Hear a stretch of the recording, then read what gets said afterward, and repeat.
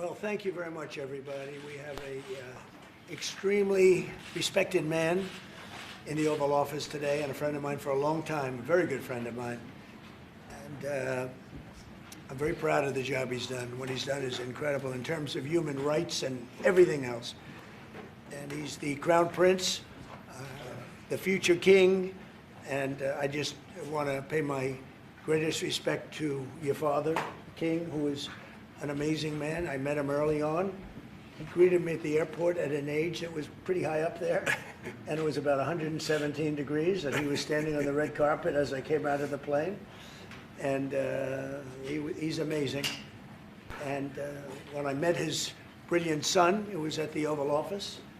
Shortly thereafter, you came in representing the country, and I called the father. I said, "This guy is fantastic." And I don't know if that helped you or hurt you, but obviously it couldn't have hurt too much, because here you are, right? But we had a great meeting, and the office has changed quite a bit, and we inherited a mess. You actually told me you thought the country was in big trouble. I'm not going to use the exact word that you use. I refuse to say that you thought our country was dead a year and a half, 2 years ago, but our country was in trouble, and now we have the hottest country in the world. You said that also. And we do. We have the United States is right now the hottest country in the world. And between the tariffs and the election, November 5th election, we've done things that nobody can believe. $21 trillion will be the amount invested in the United States or committed to invest in 1 year. So I'm here 9 months. We're up to almost $18 trillion.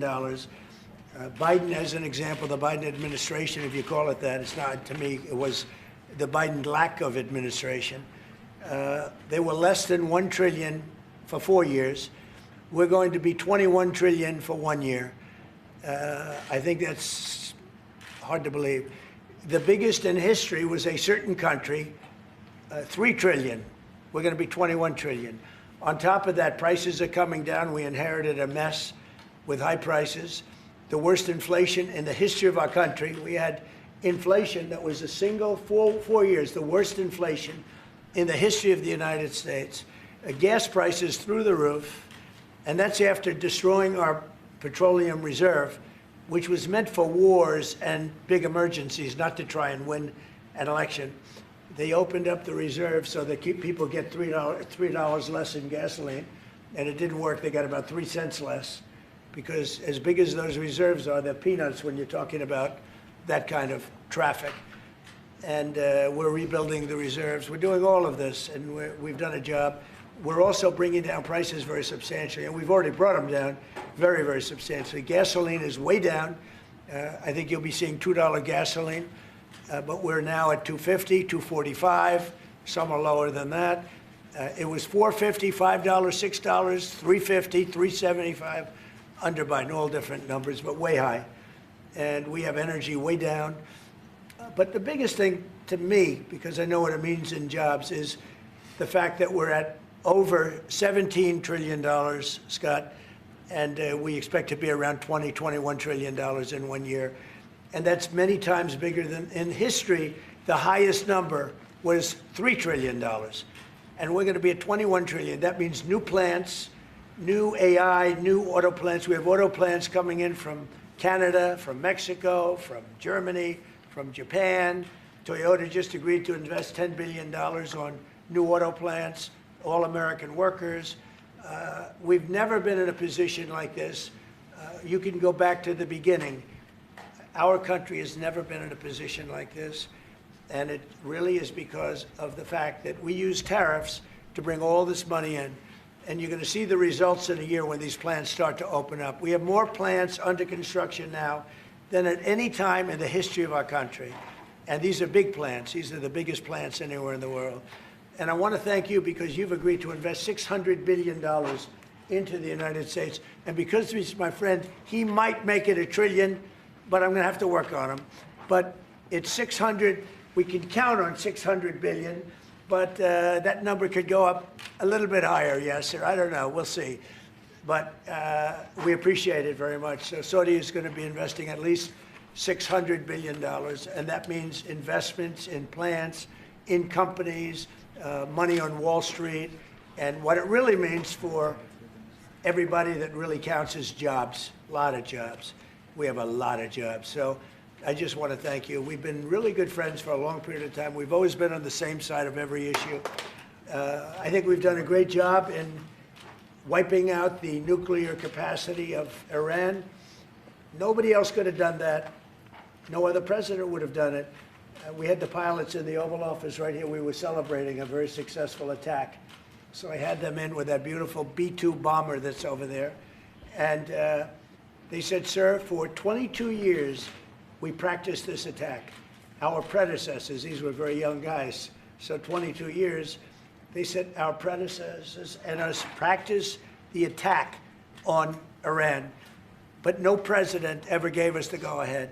3 times a year they went out and they practiced the attack. Nobody let us do it until you came along, and I let them do it because it was the right thing to do. You can't have a nuclear Iran. And so we put you in a very good position. But I just want to say it's an honor to be your friend, and it's an honor that you're here. And if you'd like to say a few words, but thank you very much. Well, thank you, Mr. President. This relation has been a relation for about 9 decades, and we've been working together for a long time. But today it's a very important time in our history because there is also a lot of things that we're working on in the future. We believe in the future of the United States of America. We believe in what you're doing, Mr. President. It's really creating a lot of good things and good foundation to create more economic growth, more business in America. And it will also your work for the world peace. I believe, Mr. President, today and tomorrow we're going to announce that we are going to increase that $600 billion to almost $1 trillion of investment, real investment and real opportunity by details in many areas. And the agreement that we are signing today in many areas in technology, in AI, in rare earth materials, magnet, etc., that will create a lot of investment opportunities. So you are doing that now. You're saying to me now that the $600 billion will be $1 trillion. Definitely, because what we are signing, it will facilitate that, and I like that very much. Go ahead. You worked hard. No, that's great. I appreciate that. That's great. We're doing numbers that nobody's ever done. And in all fairness, if you didn't see potential in the U.S., you wouldn't be doing that. Definitely. You don't want to lose money. As you said, Mr. President, it's the most hottest country in the planet. But what you're creating is not about opportunity today. It's about also long-term opportunity in the United States of America that will affect American economy positively in the next coming decades, preparing the right foundation of emerging technologies. That's a game changer for America in a good way, and we want to be part of it. Yeah, we're doing really well. And this, you don't see what we're doing so much because we have, although the construction industry sees it. If you look at Caterpillar, who's been incredible, the tractors, everything else, the numbers that we're doing in construction are unbelievable. Some of the plants that we're building, AI, and they're building their own electric with the plant. I gave them the right to build their own electric with the plant because no country, frankly, will have this. China's working very hard to produce enough electric, but we're beating China substantially at AI, which is a big thing. And we had a great meeting 2 weeks ago with President Xi, but on AI, we're doing well. And I have a man, David Rommel. Yes, sir. David, could you say a few words about what you're seeing on the job front and all of the, some of the assets, and also how we've been helped by the Saudis in terms of the kind of investment they've made, please. Yeah, most certainly. Thank you for the opportunity. I am a facility leader for GE Vernova, and if you look at the landscape for GE Vernova investment, over $750 million in the U.S. focused on true manufacturing jobs here stateside. We're looking at tripling the output of our Greenville, South Carolina facility, where we make the gas turbines that are supporting U.S. needs as well as the Saudi Arabia needs. Right. So real jobs, $300 million in gas investment, resulting in over 500 pieces of new equipment being installed in the Greenville, South Carolina facility. That translates into roughly 1,800 jobs across the board for GE Vernova as we try to scale capacity to be able to meet this demand. Along with that, we're partnering with local communities to build the skill set that's required to meet these capacity needs. So that talent pipeline is incredibly important. So it's real jobs in the manufacturing space. Well, you've been great, and thank you very much. And we love that state. I won that state by record numbers. I won a lot of states by record. Texas, a lot of them by Indiana. We're working with Indiana or something right now. We won that. We won a lot of them by records, but that was one of them. I want to thank you very much. Say hello to everybody. Great job. You're doing a great job. Thank you. So just in wrapping up, we'll take a couple of questions, but I want to just tell you what an honor it is to be your friend. And I very much appreciate the investment of now $1 trillion, okay? I'm glad you got that out. I didn't want to be the one to tell them, but that's great news. We keep increasing, Mr. President. I know. Each time the opportunities are just increasing more and more. Well, the opportunities, right? You know, we're doing better.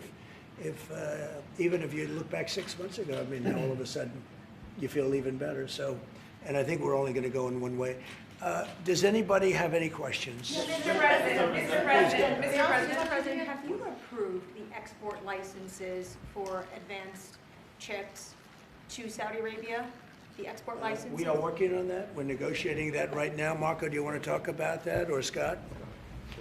Well, I mean, that's part of what we may have announcements on that later today. But that's what we've been working on is the mechanics by which something like that could be achieved. And it's part of the broader process, part of this broader engagement and cooperation between our two countries. Certain levels of chips. Yeah. And for the Crown Prince, Your Royal Highness, you're talking about $1 trillion of investment. Could the kingdom continue to do that with oil prices in the mid-60s? Yeah, we are not creating a fake opportunities to, please America, please President Trump. It's real opportunities. For example, when you ask about the AI and the chips, Saudi Arabia have a huge demand of, a huge need of computing power, and we're going to spend in the short term around $50 billion by consuming those semiconductors for our needs in Saudi Arabia. And with the agreement that we're going to have with South America, that will allow us to focus that consuming power in the short term by $50 billion from the South America, and long term with hundreds of billions of dollars in the long term. So there is a lot of real opportunities that fit to our need in Saudi Arabia and fit to our investment strategy. Mr. President, is it appropriate, Mr. President, for your family to be doing business in Saudi Arabia while you're president? Is that a conflict of interest? And Your Royal Highness, the U.S. intelligence concluded that you orchestrated the brutal murder of a journalist. 9/11 families are furious that you are here in the Oval Office.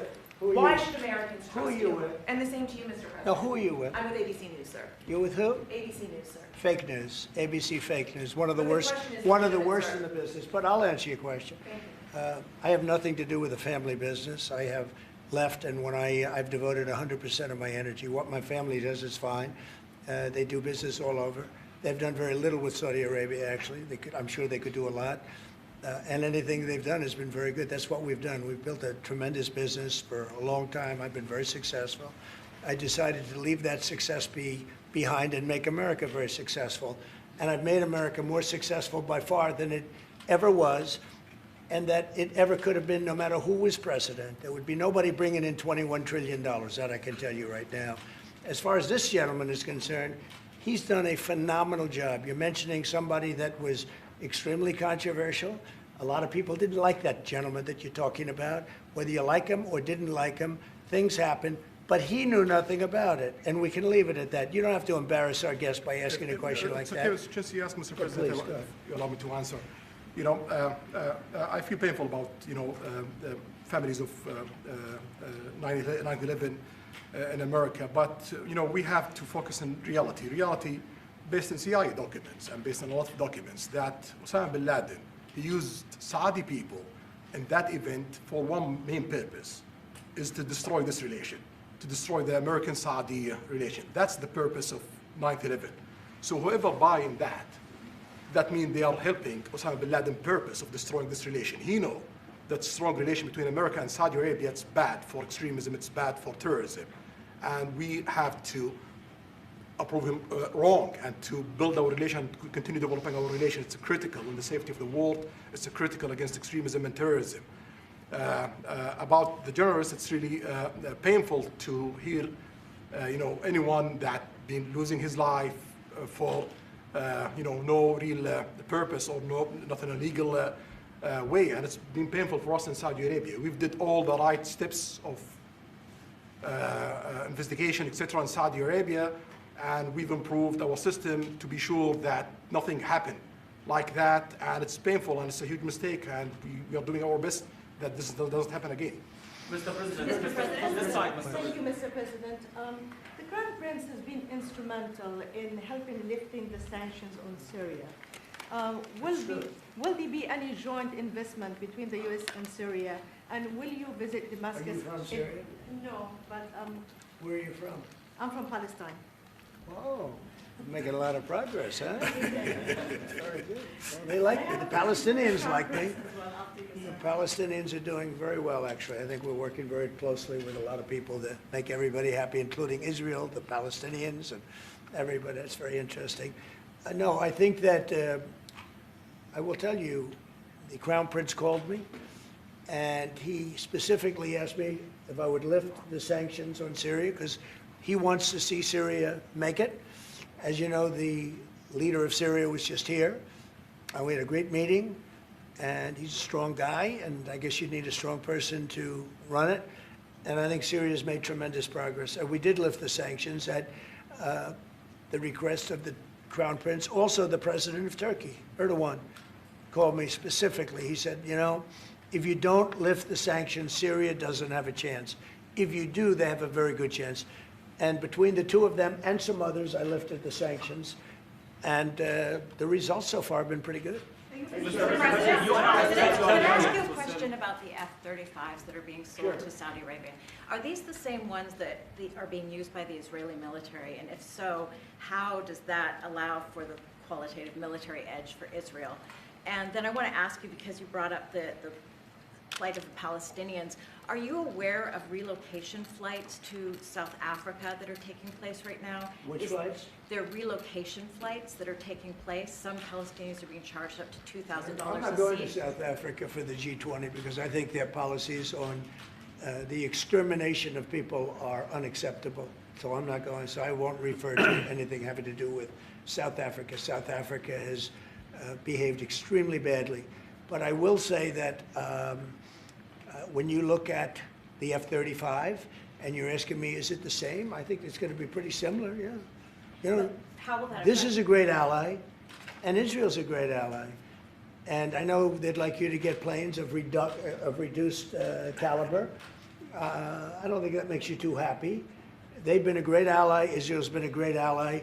And we're looking at that exactly right now. But as far as I'm concerned, I think they are both at a level where they should get top of the line. Yes, please. Can I just quickly ask for the Crown Prince, if I could just ask about the direct talks between U.S. It's all right. and Steve, 1 second. Go ahead. Have you reached an agreement on a U.S.-Saudi defense treaty today? And are you going to bring up the Abraham Accords in your discussion? I already brought them up. What did you say? I think I got a positive response. Would you like to respond? Yeah, so I'll put you on the spot. yeah, so definitely we believe having a good relation with all Middle Eastern countries, it's a good thing, and we want to be part of the Ibrahim Accord, but we want also to be sure that we secure a clear path of two-state solution. And today we have a healthy discussion with Mr. President that we're going to work on that to be sure that we can prepare the right situation as soon as possible to have that. I think we're, you know, I don't want to use the word commitment, but we've had a very good talk on the Abraham Accords. We talked about one state, two state. You know, we talked about a lot of things in a short period of time. We'll be discussing it further, too. But I think you have a very good feeling toward the Abraham Accords. Yes, definitely, Mr. President. We want peace for the Israelis. We want peace for the Palestinians. We want them to coexist peacefully in the region, and we will do our best to reach that day. And the defense agreement, have you reached agreement on that? We pretty much have. Mr. President, Question for the Crown Prince, if I could just finish. We have reached agreement on that. Okay. I wanted to ask you about the direct talks between the United States and Iran. Have you been fully briefed on that, and are you concerned at all about how this might impact Saudi security interests? Well, we are close ally. We'll be working closely together on that issue, and we will do our best to help to reach a deal between the United States of America and Iran. And we believe it's good for Iran's future to have a good deal that will satisfy the region and the world and the United States of America. So we will do our best to see that day happen. And by the way, Iran does want to make a deal. I can say I think they very badly want to make a deal. I am totally open to it, and we're talking to them, and we start a process. But it would be a nice thing to have a deal with Iran, and We could have done it before the war, but that didn't work out. And something will happen there, I think. But they would very much like, I mean, they may say something else, but they would very much like to have a deal. Mr. President, you announced that you are going to sell 35 F-35 jets. You are planning, you said you are planning to sell the F-35 jets to Saudi Arabia. Yeah. Is it part of the security agreement? And how you assess the defense partnership between Saudi Arabia and the United States? And the question for the Well, no, I just said it, though. I mean, we're going to sell them F-35s. That's the end of the question, I guess. Is it part of the security agreement or no? No, we're going to have a deal. They're going to purchase F-35s. They're buying them from Lockheed, and it's a great plane. We make, by the way, the best military equipment. You saw that during the Iran little skirmish. We make the best planes, the best missiles. We make the best offensive missiles. We make the best military equipment in the world. Nice.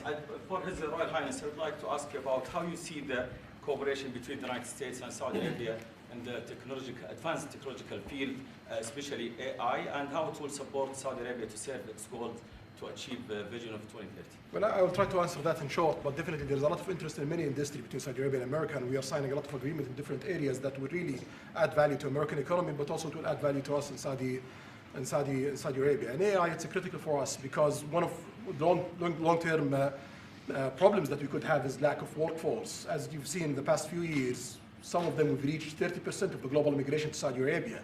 So we know that to assure the Saudi Arabia GDP growing, with the lack of workforce that we have, we need to use a lot of computing power to replace job in the long term. So that's huge demand in Saudi Arabia, and we want to link it to American private sectors and getting the supply from America. So there's a lot of opportunities in that area. And we're also involved in AI in Saudi Arabia. So we're working, and we're leading by a lot on AI. Actually a lot. China would be in second place, but we're leading by a lot. And I have to say this, and our relationship with China has been very good. And as far as buying our farm products, they're pretty much on schedule, Scott. I'd like you to call them, say if they could speed it up, it would be good. Okay, but they're pretty much on schedule. I'm sorry, please. If I may, I have a question for both the Crown Prince and President. Who are you? Where are you from? I'm Faisal Abbas from Arab News, Saudi Arabia, Your Excellency. You should be a friendly question. Your Royal Highness, just picking up on something you've just mentioned about how some people try to destroy the relationship between Saudi Arabia and the United States. Perhaps, since the launch of the vision, we've been used to having the bigger picture and that everything fits into the bigger picture. Might you want to elaborate a little bit about where is the relationship, the bilateral relationship, the strategic partnership between Saudi Arabia and the United States heading, and what's the big picture there? Well, I don't think it's a relation that we can replace it from the Saudi side or the American side. It's a critical relationship for our political attempt, for our economical attempt, for our security, for our military, for many things. And it has been there for 9 decades, and the opportunities that we have today, it's huge, and seems that it's going to get deeper in the next few decades. And what we are having today and tomorrow with President Trump, it's really a huge new chapter on this relation that will add value to both of us. You know, when you think about it, I'm just sitting here. You're with the future king, a man who's respected by everybody, a man that doesn't have to be doing this, really. I don't have to be doing it either. And yet we're sitting here taking questions, we didn't say, oh, you can't talk about this. And there's never been transparency like this, even in his country, but there's never been, in our country, that's been acknowledged. But we didn't put restrictions, and I'm saying it's sort of wonderful to be taking questions from all over the world. Everybody's here. This is just a small group representative of tremendous numbers of media that are outside, that are very jealous that these people were so selected. But they're representing a lot of people that are outside. I think it's terrific that we could be sitting here being this open, and, I think it's really a wonderful thing. If you don't mind, I have a personal question for you, okay, here we go. So apart from everything you mentioned in your opening remarks, you forgot to mention that you've de-escalated 7 wars since you started. At least in our part of the world, you are seen as a peacemaker. And adding that to all the executive orders and everything else you've mentioned, I really have to wonder, in your speech in Saudi Arabia, I was there, you said that His Royal Highness does not sleep at night thinking how he does things better. We wonder in Saudi Arabia, how do you manage your own time, and what's your formula for He management? does not sleep much, and I don't sleep much. I think we have the same schedule. We're thinking about our countries. And if you sleep a lot and you're president, we just had one that slept more than any president. He broke every record. He sleeps all the time, during the day, during the night, on the beach. The only guy could fall asleep on the beach with the press watching. No, he's not a sleeper. I'm not a sleeper. We don't. We talk at night. We can talk. I can call him almost any time. He goes, hi, how you doing? It's like the craziest times. But no, when you love your job, when you love your country, and when you're in a position like we are, future king, highly respected, crown prince, and in my case, president, you're thinking about your country. You're thinking about making America great again. We're thinking about keeping Saudi Arabia strong and vital and in a pretty tough part of the world, tricky part, right? Tricky part, a lot of tricky people. But he thinks about his country and I think about my country. I don't want to sleep. President Trump, do you expect a formal civil nuclear deal to be reached soon? Can you talk to us about that aspect With of who? with Saudi Arabia? I can see that happening. Yeah. Do you think that an agreement will happen today? It's not urgent. You know, it's always when you have civil nuclear, but you have more oil than almost anybody else. We actually have more oil and gas than they do, but I refuse to say that. And We have more than we have more than anybody. Can you imagine? And on the F-35s, are those sales? Israel had reportedly wanted those sales to be conditioned on Saudi Arabia moving to normalized relations. Israel will be happy. Israel is going to be Is that a happy. condition of the F-35? Israel's aware, and they're going to be very happy. Okay? Yeah, please. Hello. Hi, hello. My name is Amal Hazani from Sharq al-Awsat newspaper, from Riyadh, of course. I have a question for the Crown Prince and for you, Mr. President. Crown Prince of Saudi Arabia, how much you expected from developing the cooperation with the United States in the field of new energy, AI, supply chains? How much you expected from that? No limit. We just continue pushing forward. There's no limit. So we just push forward for all the opportunities that we have. You have to understand, this is really a great ally. Just the fact that they're now doing, I came in here at 6, I did not know that. I was pushing for the 1 trillion, but he didn't tell me that. Now he told me. This is a great ally of ours. You know, when you invest $1 trillion, that's national security for us too, because it creates jobs, it creates a lot of things. And I would say, Scott, right, when you hear one country is putting $1 trillion into the United States, that creates national security. And, you know, I think that they don't have to say that, but I think a big part of that is also the fact that tariffs are in play. But even beyond tariffs, that's a real ally that will do that. Creates a lot of power for the United States. We are also in Saudi Arabia very happy because this much of Saudi money is a function here, and of course it's come back for us for benefits. So it's complementary interest. So this is the I think what's different the friends and ally do. Well, look, I love the country of Saudi Arabia. I know the people very well. The level of treatment that we go when we go to Saudi Arabia is something that is incredible. And the people like us, and I think they really like America, especially when I'm president. I mean, I don't think they liked America so much maybe for 4 years recently. I think Obama treated Saudi Arabia very, very badly, as you know. And I think Biden didn't have any idea where the hell he was. So I don't think Biden knew the difference. How would you describe the future relationship with Saudi Arabia? I mean, from the strategic aspects, how would you describe that? Say the relationship is with? Yeah, the of economic I would say politics top of the and line. relationship. It's as good as it can. I don't think it can get much better. We have a country that trusts us, and that's why they make that investment. If they didn't trust us, they couldn't make that investment. And we trust them. They've been very reliable. Now we are I rebuilt our military in my first term, and we spent trillions of dollars, and we gave away some of it in Afghanistan stupidly because we had stupid people running our country. But we gave away, but that's, as much as it was, it's a tiny fraction of what we put here. And we're bringing our military to a new level, the highest level ever. We have those plants are going out. And again, it's all American jobs and everything, so it's good for a lot of reasons. But as far as Saudi is concerned, no, I don't think our relationship could be better. I don't think they had a great relationship under Biden, and I don't think they had a great relationship under Obama. But they have a great relationship under Trump. When we did the Presidential Walk of Fame, you saw that, right? And we're walking, and I asked the Crown Prince, so outside of Trump, because I blow everyone away, who was the best president for Saudi Arabia? And you could, maybe, it's an interesting answer, I don't know. Roosevelt, who started it, which is a Democrat, and Reagan, he's one of the historical presidents that have close ties with Saudi Arabia. But we've worked with all presidents. Does Trump blow them all away? No, it's another league, Mr. President.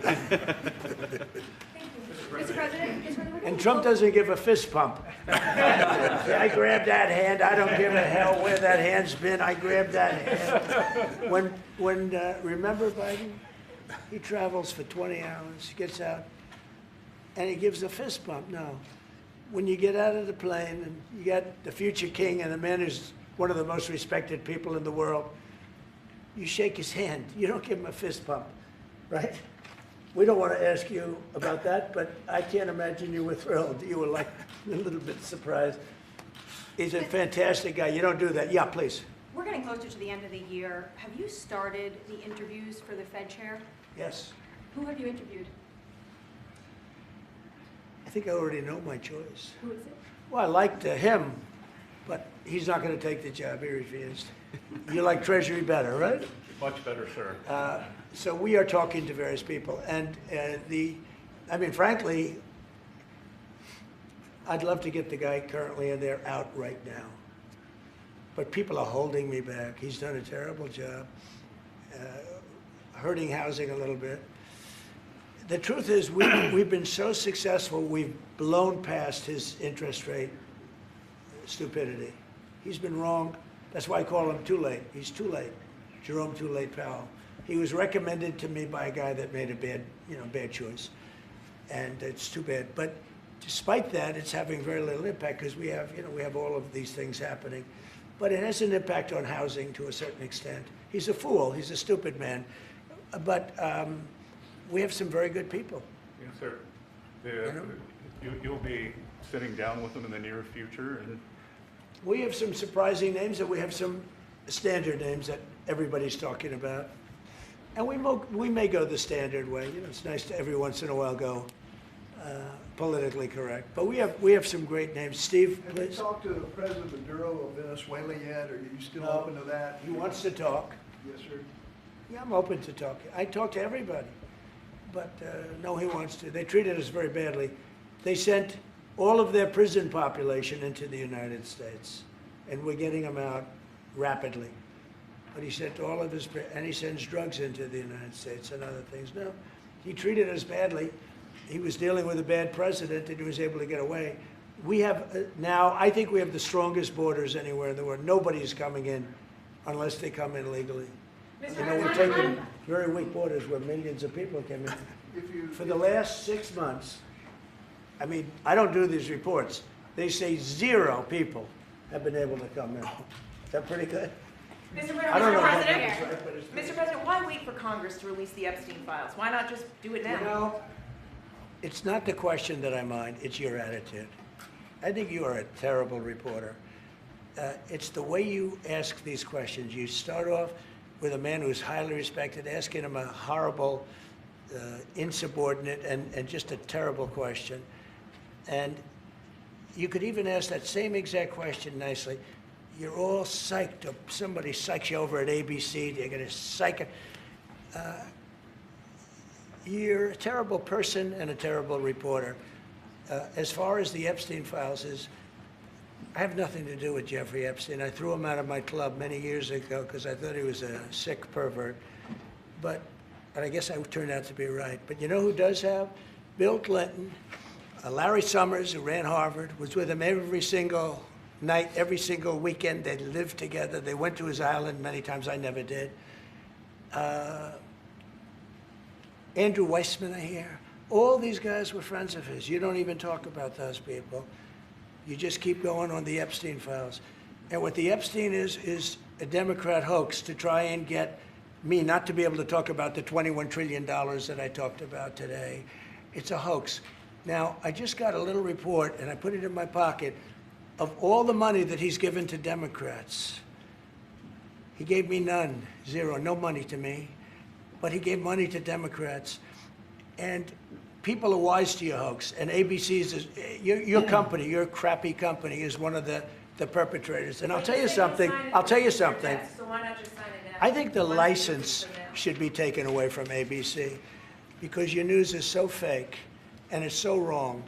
And we have a great commissioner, the chairman, who should look at that because I think when you come in and when you're 97% negative to Trump and then Trump wins the election in a landslide, that means obviously your news is not credible and you're not credible as a reporter. So I've answered your question. You should go and look at the Democrats who received money from Epstein, who spent their time. Larry Summers was with him all the time. That creep of the fund guy was with him all the time. What's his name? Who? Reid Hoffman. I don't know Reid Hoffman, but I know he spends a lot of money on the radical left. Reid Hoffman, in my opinion, should be under investigation. He's a sleazebag.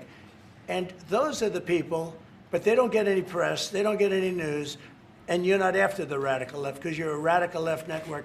But I think the way you ask a question with the anger and the meanness is terrible. You ought to go back and learn how to be a reporter. No more questions from you. Who else has a question? Prince, very quickly, I want to ask you, how much money is Saudi Arabia giving for Gaza reconstruction? We are in discussion about that. Still, there is no amount being It'll be a lot. named, but we will definitely help. Yeah, he's going to, it's very important to him. And a quick follow-up, the International Security Force, given your pledge there would be no U.S. boots on the ground, what is the U.S. role going to be in that? And how do you sort of ratify the allegations that this could undermine Palestinian sovereignty and even the path to statehood? Look, I think we're going to get along great with the Palestinians, and we know their leadership. We just had a very, you hate to say war, but it was a war. Very, very successful. And you could say really it was on behalf of everybody. We did that on behalf of everybody. And the outcome was extraordinary because we had the best pilots, the best equipment, the best planes, the best everything. And Israel bought the best equipment. They bought it from us. Everything's from us. It all starts here. This office, I was talking to the Crown Prince a little while. You walk into this office, for somebody from the outside, the Oval Office, it's the most powerful place in the world. You're standing right now in the most powerful place in the world. And no matter how big you are, these are the biggest people, the richest people. They walk into this office. It's special, isn't it? Look at him. He's so happy to be here. But you walk into this office. It's the Oval Office. And we've done a lot of good with this office. I've stopped actually 8 wars. I appreciated your question before. But I've actually stopped 8 wars. I have another one to go with Putin. I'm a little surprised at Putin. It's taken longer than I thought. But we stopped India and Pakistan. I could go through the list. You know the list better than I do. I'm very proud. And I stopped one that was almost ready to start again. You know, there was one that was ready to start. And they're doing very well. So it all took place right here in the Oval Office, whether by telephone or whether by they came in. Many of these leaders have come in, and you know they signed their peace deals right here in the Oval Office. So no matter if it's the biggest business people in the world or the greatest leaders in the world, the biggest leaders in the world, like the gentleman on my right, everybody walks into the Oval Office and they say, wow. And now, by the way, the Oval Office is in the kind of condition that it should be in. Whether you look at the walk or the marble floors or anything down the road, we're fixing the White House. And we're building one of the greatest ballrooms ever to be built. You know, we have an event tonight, and we're going to have about 118 people because we have a very small room. For 150 years, they've wanted a ballroom, and now you're going to get a great ballroom. And I have to say, I probably made a lot of enemies because in your honor, we're having a dinner tonight, a beautiful dinner tonight, and we have a very small room, right?